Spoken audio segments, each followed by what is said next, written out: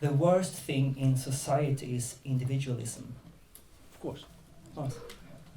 Which is the contrary what happens tonight, and what the movies can do, and also the theater. I keep saying that the ancient Greeks created the theaters, big theaters, in a place where there was no millions like we are today. They having theaters, people were coming to get together to see a show and to discuss about the show. It's not against individualism. Mm. I'm afraid today more and more we get in a kind of new individualism throughout television, throughout telephones, throughout personal houses and everything. So, which is not always very good for the society, I believe. It's better to accept the other the way it is, and being accepted also from the other. Absolutely. Now, going to cinema is a communal experience. Yes. It's a bit like the ancient Greeks and the amphitheaters, perhaps, in a modern Yeah, sense. that's right. To watch No, the debate. they used to be big theaters, and probably have been there in theaters everywhere. It's amazing. In all Greece, there were at the time not more than 500,000 people or something like this, probably 1 million. But they have theaters everywhere. So if you're looking back a bit at the beginning of your, I must say, illustrious and impressive career. Sorry, I don't like the word career. Okay, my bad. What did you prefer? And I don't like the idea of which make movies a profession. No. It's not a profession. It's a passion, perhaps. It's a passion. Yes. Yeah. Okay, your passionate endeavor, Surya.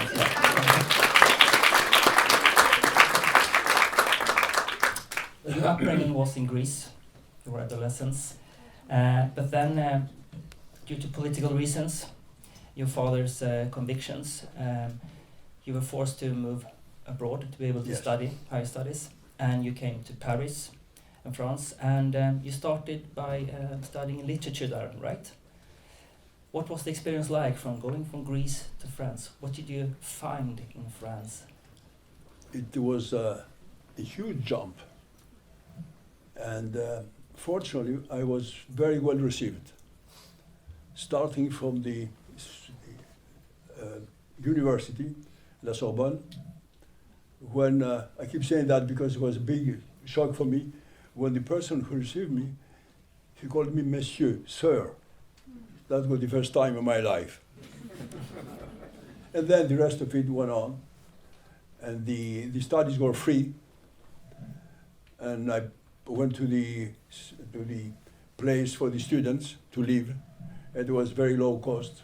And then every facilities to study was astonishing for me.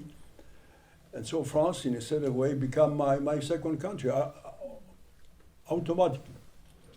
And it happened to me in France, where I am today, which is absolutely, let's say, unbelievable.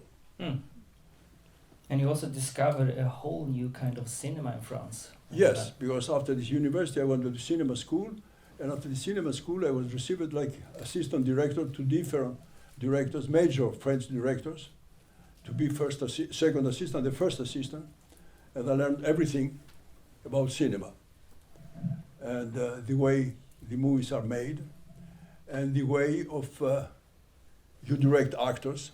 I said, you don't direct actors, you collaborate with actors. All these things, and to make movies, to be able to make movies. I mean, you began studying literature, but then you turned towards the cinema. What made you feel that the visuals, the cinematic, the images attracted you more than literature? In a sense? It was a shock. With other students, the first months I was in Paris, we went to the French Cinematheque, and I saw a movie called Greed by Eric von Stroheim. Not the old movie, 2 hours and a half, the movie's out for 5 hours. The person of the Cinematheque have found just 2 hours and a half, because the rest of the movie was cut and disappeared. And he explained us, and I was surprised to see that in the cinema, we could make tragedies and movies with not a happy end, a terrifying end.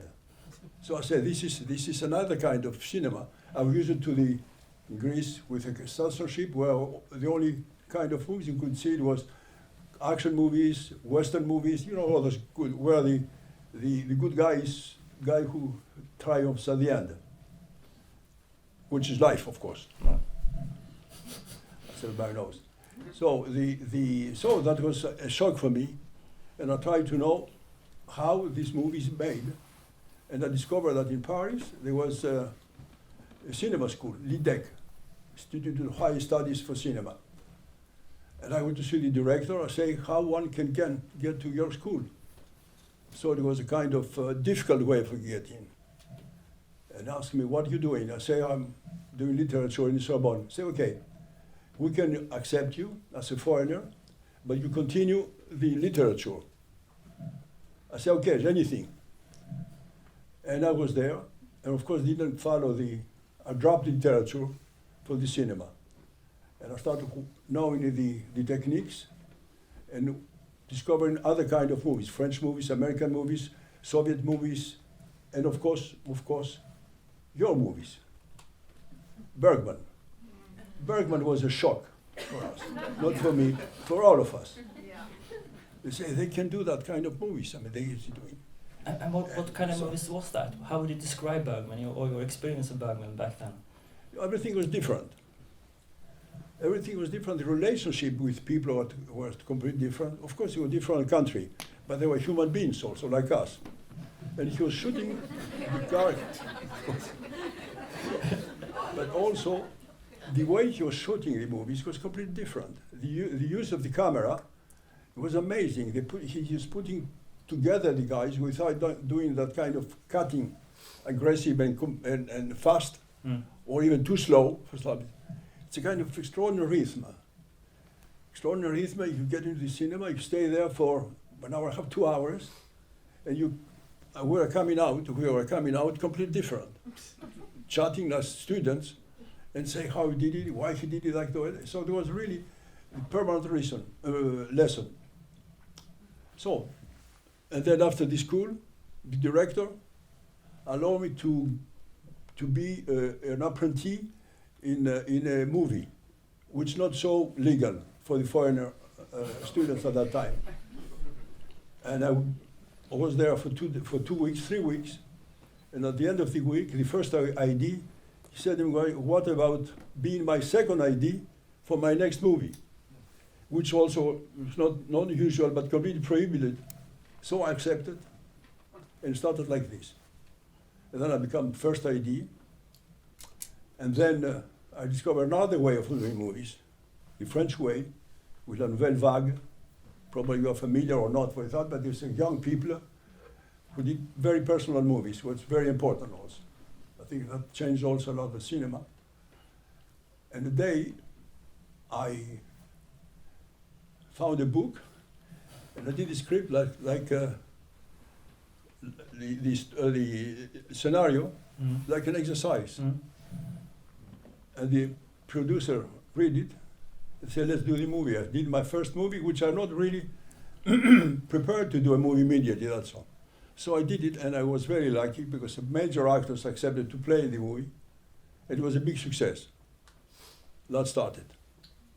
But for that to say, it's France. It's the only way, I think, to do things. That kind of things is France. I don't know, here, probably here too, but for me it was France at that time, and still now, to start in the cinema. And here I am, asking you that to your question.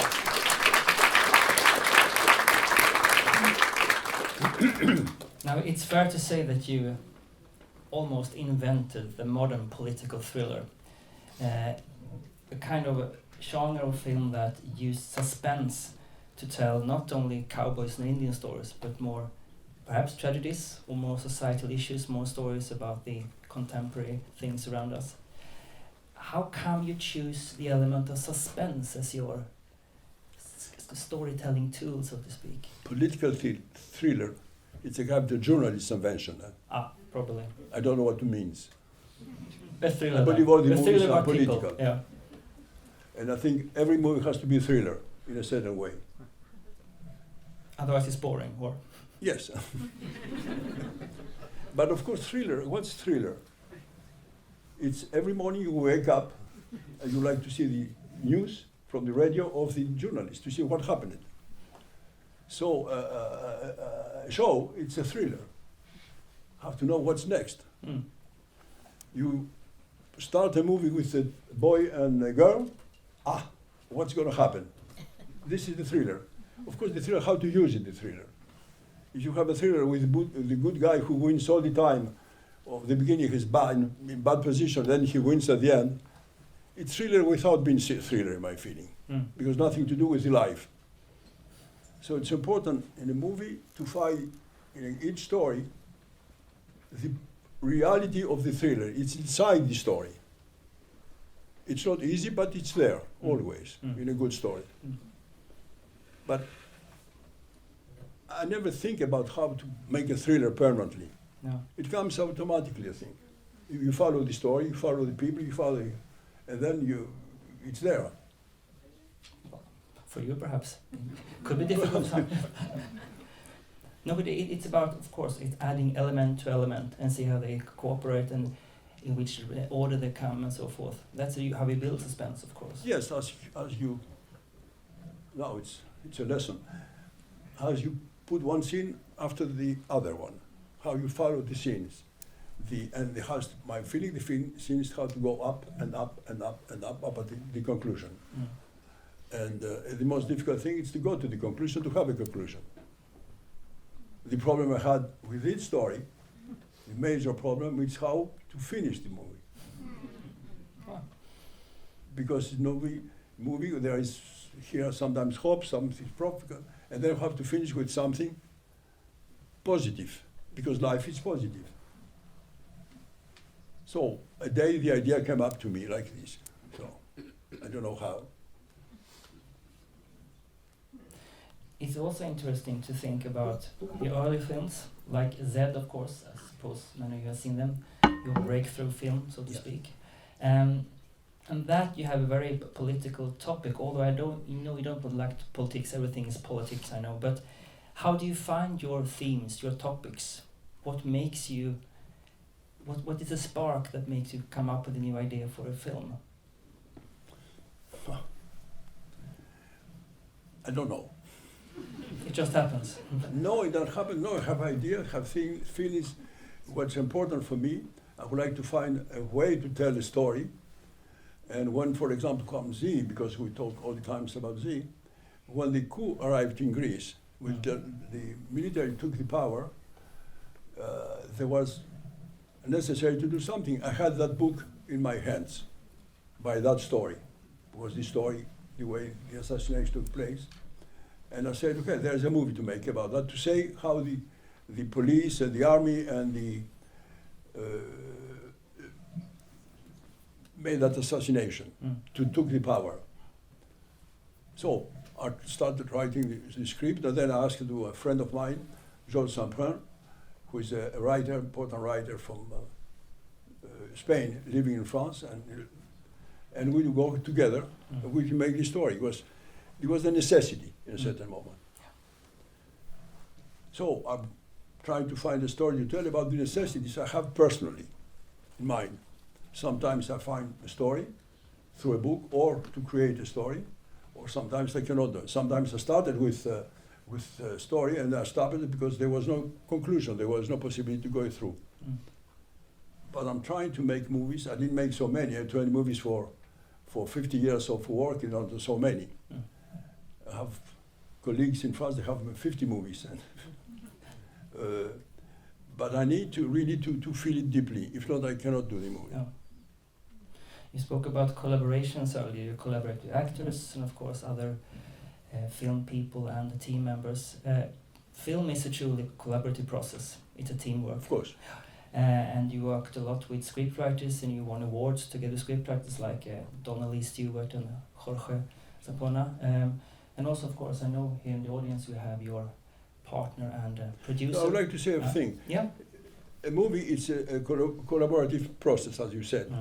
But it's one person who has to have always the last word. It's the director.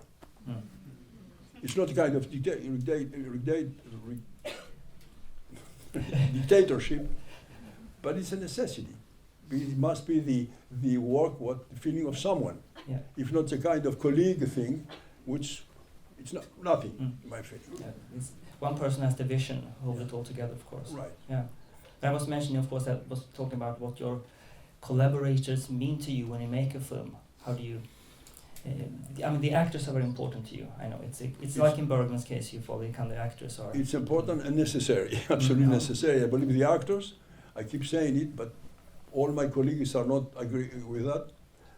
I keep saying that the major collaborators for director, of course, are the co-script writer, if there is one, and then the actors, and the rest comes after it, Yeah. because they bring the story to you, to us, because I'm also a viewer, through the actors. Bad actors can destroy the best story. Yeah. True. The contrary is not so easy, so real. We are going to round off, unfortunately, but I would like to actually open up for a couple of questions. Right, and we have several hands in the air. Do we have a mic for the audience, or do we have to shout out loud? I don't know. No mic? There is a gentleman. Okay. Please go ahead and raise your voice, please.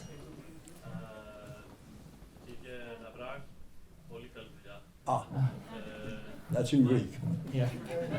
My question is, would you, as the lady in the film that wanted the mussels in Normandy and eat them by the Atlantic with the white wine, would you do the same when it's your time to depart to go back to Greece? He's asking if you will do the same as the lady in the film, had white wine and oysters by the sea. Is that your way of ending things? Would you like to do the same? But in Greece. But in Greece, of course. Of course, why not? Of course. The reason I ask is because you have done a lot of films in France, but and a lot of films about Greece, but very few in Greece itself. So it is maybe France. It is your new home, but would you try there? Yes, of course I've made Z. The last movie I make about Z is in Greek, part of it, big part of it. It's Adults in the Room. It's a movie about Europe and Greece. About Europe, of course, because Europe is not the way it should be, my feeling. And the way they treated Greece was so negative that it was a catastrophe for a while. So, but then I live in France. I have a family in France, and everything happens to me in France now since, how many? 55. So, to speak about the Greek reality, it's far away from me. So that's the problem. Mm. You're more connected to France, Yeah. of course. Yeah. Yeah. Mm. Okay, let's see. Who's? I think you over there, please. Quelle est selon vous la meilleure chose pour avoir un bon film? Est-ce que c'est le scénario, les acteurs? Qu'est-ce qui fait selon vous So avec translate the act. Oh. What's my opinion of what's a good movie? It's the actors, the director, or the script and everything. I don't know. Fair enough. Is that your final answer? You don't know. And music as well? Music as well. Music Music. as well, not those you mentioned. We can You mean add music in a film movie? music, yes. I think it's a major element Yeah. because of the music, it's a character. Mm. He has to collaborate, no, to discuss, to exchange with the actors in the right moments. Sometimes we put too much music and they will kill the movie, Yeah. and they kill the music also. But it's the most difficult thing is to find when you put the music, what says the music about with the other actors and about the story. And believe me, you have to have a good musician who understands also this thing. It is not always easy. There I have a good musician. I have him 2 or 3 times already. Yeah, and you use music in very specific places and very Yeah. restrained. And the most difficult thing I ever had is when I did Z. I would like Theodorakis, the Greek musician, and he was in prison. So we got out him through the prison. He said, "Okay, took within my music every piece you like." So I had myself. I did myself Yeah. piece by piece, and it was okay finally. And I was moved last evening, I was discussing with an Iranian director who's here, and he started singing this music. Ah. I was so moved. I mean, it's very, but the music by Theodorakis really, it's magic, and feels so much with the Greece. Okay, one final question. Ooh, where's Hilde Harm up the longest time? Okay, please. Hi, my name's Lubna Qureshi, and I'm the author of a book on the 1973 coup in Chile. My question is about a related film, Missing. Jack Lemmon is one of my favorite actors. What inspired your casting of Lemmon as Ed Horman? Did you hear? No. No, what inspired you to cast? You know, in my age, that's one problem. She has written a book about the 1973 coup in Chile, and she's asking what made you cast Jack Lemmon. Oh, that's a good question. It's a big story. In general way, the Americans ask me to make a lot of movies. I always refuse it. I would like to make a movie which I feel deeply. And they sent me a book a day about the story of Herman Story family. And I read the book and told the American producers, Universal Pictures, I said I would like to do the last part of the book when the father looks for his son who disappeared during the coup in Chile. Okay, they accepted. And I said the other thing I would like also to do is to have as I was saying before, to have last casting, the last word on casting, on script, on editing. And they accepted also. But when I have a big meeting with the Universal people, speaking about let's speak about the casting. They said to me, who will see for the father? I said, Jack Lemmon. Big silence. The president said, are we doing a comedy? I said, no, but Jack Lemmon has already done this and these two movies. The Apartment, for example. I think it's not a comedy, it's a tragedy for him, for the character. He just does it perfectly. And another movie. There was a big fight, 4 weeks. And finally the producer, because the company has a producer, said, okay, let's give him to him Jack Lemmon. And of course he was perfect. And why Jack Lemmon? Because they like to they proposed me Gene Hackman, for example. I said, if you have seen the movie, Gene Hackman, when he goes to the American embassy in Chile, and he has the ambassador tell him lies, all kind of lies, he will punch him in the face. Jack Lemmon, he used to vote for Reagan. He was traditional American, making business, very religious, and very nice person. So he has to, the important thing is to see how he changes, how he discovers the problems he has, little by little. And what happens then, of course, after the movie came out, and the first time they saw it in Universal, very happy with him. That kind of problems we have sometimes with, and especially in the United States. So. Yes, I think we actually have to round off. I'm sorry, we have another screening coming after this. Thank you so much for all the cinematic experience through the years.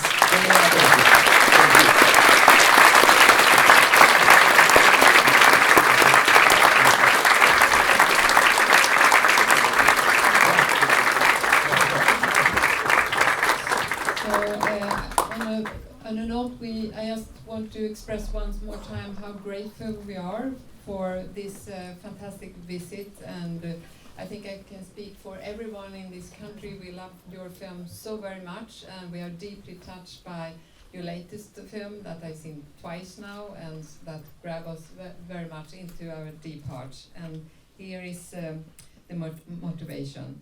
As one of the greatest European directors, he led the Foundation for the Modern Political Drama, and his contribution to the art has given invaluable insights for all of us. With heartfelt dedication and sharp gaze, He had created film for over 50 years to communicate of the most important thing in the humans, justice and human oppression. His films reveals the crucial ideological and political issues of our time that we really need to communicate about. Through his work, we engage with cinema as an expression of empathy and commitment of the world of film and theater that have left a distinctive mark. We are grateful. This year, Stockholm Lifetime Achievement Award is present to Mr. Costa Gravas.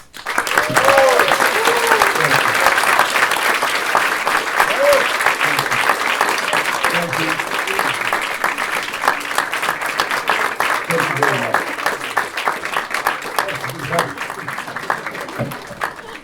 Thank you very much. It's a big honor, and particularly coming from here, from your country, and for cinema people. It's a, as I was saying before, It's a symbol. yes, it's a symbol, and a lot of things I learned coming from your country, from your cinema. Thank you again. And I will see you.